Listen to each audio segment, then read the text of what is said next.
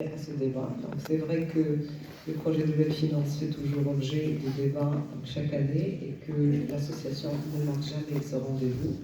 Et c'est un honneur donc de toujours participer à ces débats pour donner, donc chacun donne son point de vue, son approche concernant donc comme l'a dit M. Rafi, la loi de finances c'est une politique. Donc c'est la lecture que fait le gouvernement de son action future et ce qu'il voit, ce qu'il veut faire donc, ultérieurement.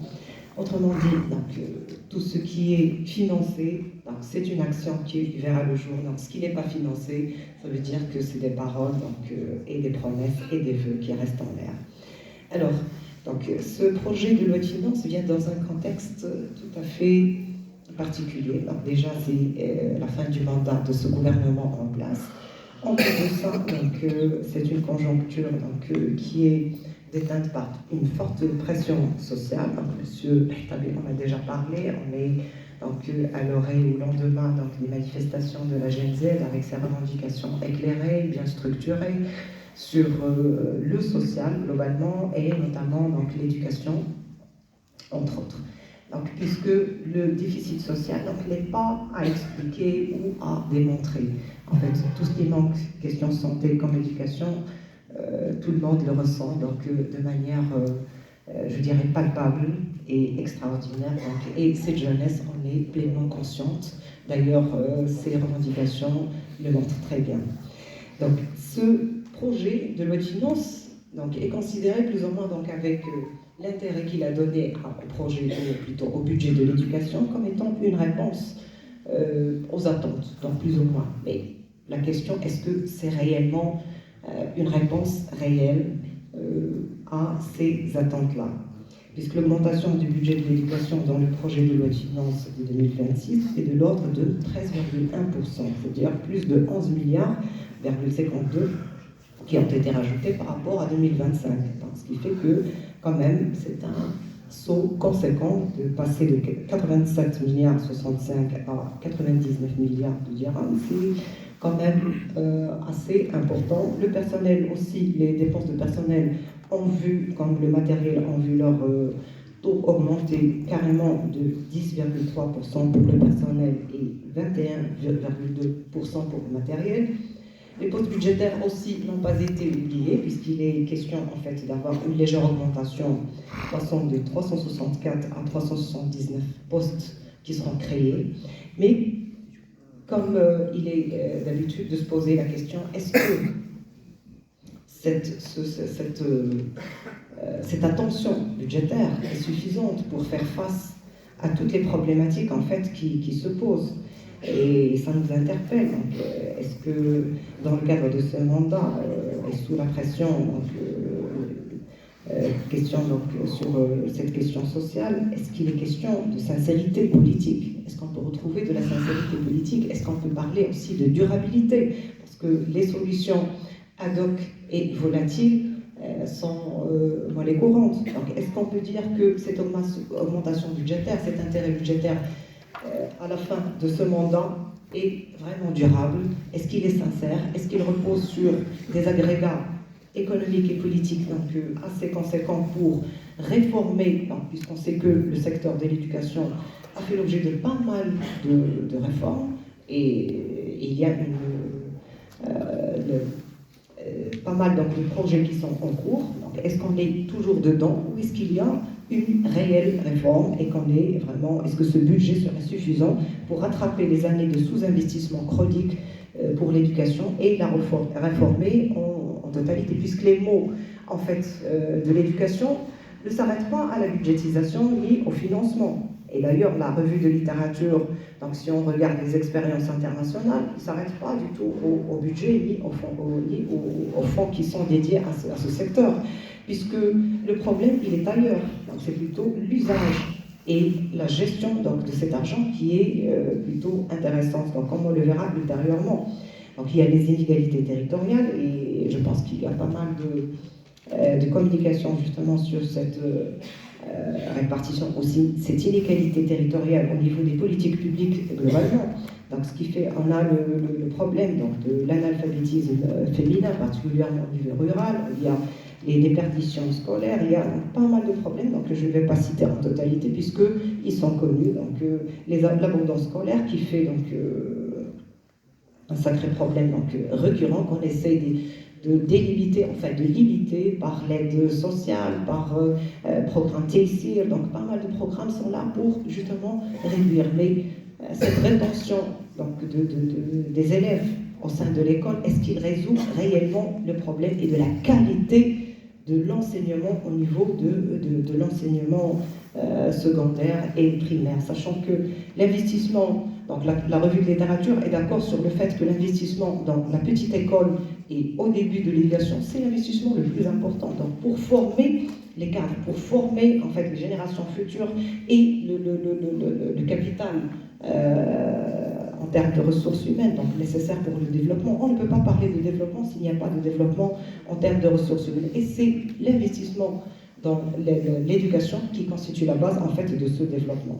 Le budget donc 2026 vient-il réellement affronter ces problèmes ou est-ce qu'il se contente d'alimenter en fait la dynamique déjà engagée par la feuille de route 2022-2026 sans apporter vraiment de rupture significative? C'est ce qu'on verra plus ou moins dans quelques agrégats concernant la structure de ce budget. L'augmentation des moyens, est-ce qu'elle permettra de transformer l'école publique ou ne fera-t-elle que prolonger en fait les réformes qui existent déjà, donc qui sont déjà en cours, sans vraiment un impact mesurable sur la qualité des apprentissages et l'égalité des chances, puisque c'est ce qui est revendiqué, c'est ce qui est recherché aussi bien spatialement que individuellement. Alors ces interrogations constituent en fait le point d'analyse de mon intervention, et surtout pour achoper sur les conditions qui sont nécessaires pour opérer en fait un basculement, donc à la lumière bien sûr des enseignements internationaux et des leviers stratégiques susceptibles de maximiser l'impact du projet de loi de finances de 2026. Donc si en fait on fait une petite analyse à ce budget, on va se rendre compte qu'il y a beaucoup de problèmes et qui sont en fait structurels. C'est que le taux, donc déjà l'efficacité du budget d'investissement, il pose énormément de problèmes. Donc déjà, les dépenses d'investissement humaine, qui devraient être le moteur de transformation, représentent en fait une part marginale et volatile du budget. Elle passe de 6,71 milliards donc en 2017 à 14,78 milliards en 2024, avant de retomber à 13% en 2025. Donc, ce qui fait que une fois qu'on veut sacrifier un budget, c'est vers l'investissement qu'on va, donc et non le fonctionnement. Or, c'est l'investissement qui est en fait la base du développement de tout secteur, et notamment celui de l'éducation. Donc, le Maroc, en général, pratique dans ce sens une planification plus ou moins, je dirais, budgétaire mi-off, parce que une fois que les crédits d'investissement sont les premiers à être sacrifiés sur l'autel de la rareté des finances, donc ça veut dire que là, on ne cherche pas vraiment donc, une visibilité, une vision donc, et une stratégie claire et stable concernant l'investissement dans l'éducation. L'évolution aussi négative de la part des investissements dans le budget donc, montre aussi que ce budget n'a pas dépassé les 6,% de l'ensemble des investissements du budget total. Donc ça montre en fait le manque d'intérêt vis-à-vis de ce poste qui est considéré comme étant un poste de dépense sociale, plus ou moins de consommation, et non pas vraiment un investissement productif, qui est la base en fait du développement de l'avenir, socialement et économiquement, et non pas uniquement sur le plan social. Donc, parce qu'il est question donc, de chercher la paix sociale, parce que là on est dans un contexte de revendication, de recherche de paix sociale, c'est vrai, la sécurité et la paix sociale est recherchée, mais aussi c'est à travers cette paix sociale qu'on peut avoir le développement économique. Si on n'a pas de cadre, si on n'a pas donc, une bonne éducation basée sur la qualité, et c'est sur la base des investissements et la qualité des investissements et la bonne répartition et la bonne gestion de ces investissements que la qualité peut être acquise. On a aussi un autre petit problème, c'est le taux d'exécution de ces dépenses d'investissement. Bien sûr, on ne va pas parler du projet, mais de ce qui s'est passé il y a quelques années. Donc, le taux d'exécution des dépenses d'investissement de ce budget sont passés de 104 en 2017 à 71 en 2024. Donc, ça veut dire que, avec un point bas à 68,9 en 2020, c'est-à-dire une chute de 33 points, et ce qui n'est pas accidentel. Donc ça veut dire qu'à chaque fois qu'on a des problèmes. Donc, on sait que pour les marchés, il y a beaucoup de lenteur, beaucoup de bureaucratie qui fait que les marchés, des fois, ne passent pas, mais n'empêche que ça fait des déperditions énormes sur le plan du budget. C'est des millions de dirhams qui pourraient donc, nous donner l'occasion de construire pas mal d'écoles, de former pas mal de personnel. Et là, ils sont ratés, étant donné que le budget n'est pas exécuté en totalité et qu'il reste une bonne part qui passe donc, et qui n'est pas exécutée lors de l'année en cours. Donc c'est les choix aussi en la matière. Donc, malgré ah oui, avant. Donc, le taux d'exécution laisse une bonne part. Donc, par exemple, en 2023, un taux d'exécution de 71%. Donc, ça veut dire 3,9 milliards de dirhams votés n'ont pas été dépensés. Donc, c'est l'équivalent de la non-construction, je dis de la non-construction, d'environ 300 écoles de 2000 mètres carrés, chacune avec un coût de 9 à 12 milliards de dirhams, ou de la non-formation de 50 000 enseignants. Donc, ça veut dire que c'est des pertes énormes pour chaque budget, donc, sachant que chaque année, on n'a pas donc, une exécution à 100%. Donc, c'est la même chose donc, quand on parle aussi des dépenses du personnel, puisqu'il est question d'augmenter, en fait, les ressources humaines, d'augmenter pour une fois donc, le taux des postes budgétaires. Mais en fait, si on regarde à l'intérieur en fait, de ces postes budgétaires, on verra que donc, chaque année, il y a des départs à la retraite. Et en 2025-26, donc il y a une bonne partie, donc d'ailleurs le ministère de l'Éducation nationale représente à peu près 36%, je vais passer rapidement, des départs à la retraite. Ça veut dire qu'il faut remplacer donc, déjà ces départs à la retraite dans le cadre de ces postes budgétaires créés. Autrement dit, une bonne partie, c'est uniquement le remplacement des retraités donc, qui vont partir, non pas vraiment une création nouvelle. Donc on ne peut pas vraiment parler du fait que c'est une croissance en fait, du personnel enseignant, dont on a besoin, puisque le taux d'encadrement il laisse à désirer.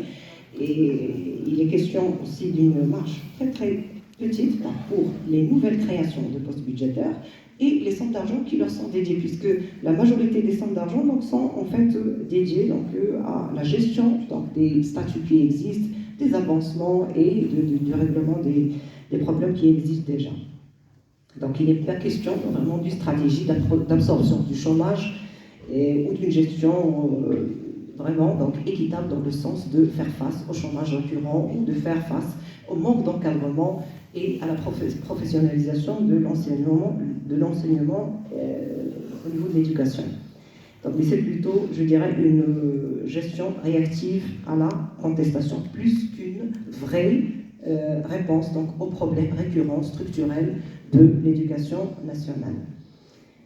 L'augmentation de 4,88 millions de dirhams de dépenses personnelles entre 25 et 26 ne signifie pas que le ministère veut absorber les chômages, mais c'est plutôt qu'il est contraint de le faire pour éviter une déstabilisation sociale plus ou moins, puisqu'il est question de remplacer et de faire face à des dépenses concernant la gestion des dépenses qui existent déjà.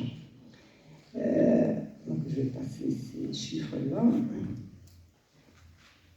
En fait, dans la majorité de ces dépenses-là et de ces propositions, on ne trouve pas vraiment une solution structurelle aux problèmes qui existent au sein de ce secteur et à la crise éducative marocaine. L'augmentation des dépenses sert avant tout à stabiliser les agents déjà en poste, plutôt qu'à engager une transformation profonde du système éducatif. Parce qu'on cherche la qualité, on cherche l'apprentissage, la qualité de l'apprentissage. On n'est question nulle part de cette problématique dans le cadre de ce budget.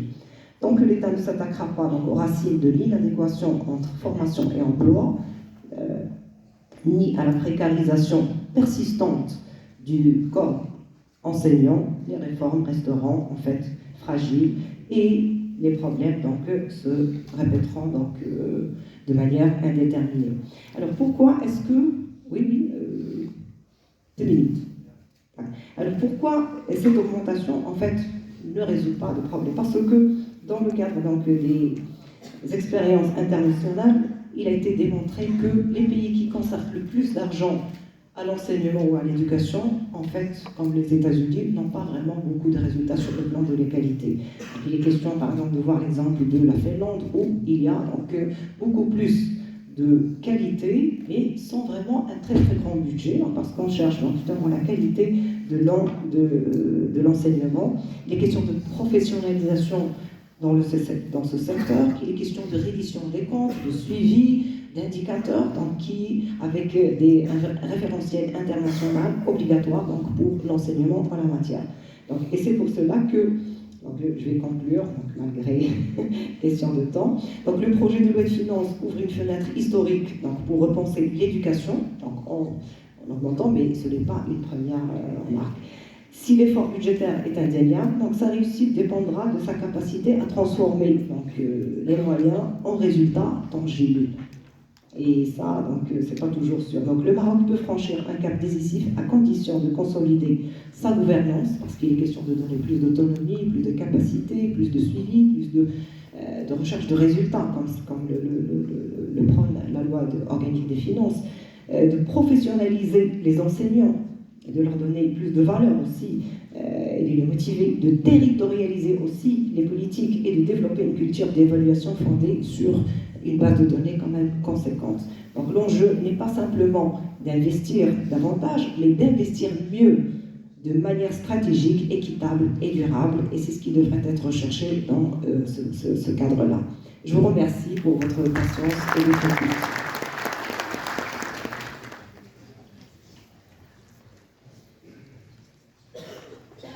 Merci, Madame le professeur. Il était question de performance, et la performance nécessite la persévérance, surtout dans un domaine comme l'éducation nationale. Et on a déjà des exemples. Vous savez, depuis pratiquement une trentaine d'années, on a essayé de réformer notre système. Nous avons eu le plan d'urgence, on a eu beaucoup de choses, où on avait énormément d'argent. Mais comme il n'y avait pas cette continuité dans l'action, le problème se pose. Donc la question de la performance dans le système éducatif, elle est liée au temps. Ce n'est pas quelque chose qu'on évalue du jour au lendemain, c'est plutôt on l'évalue par des générations.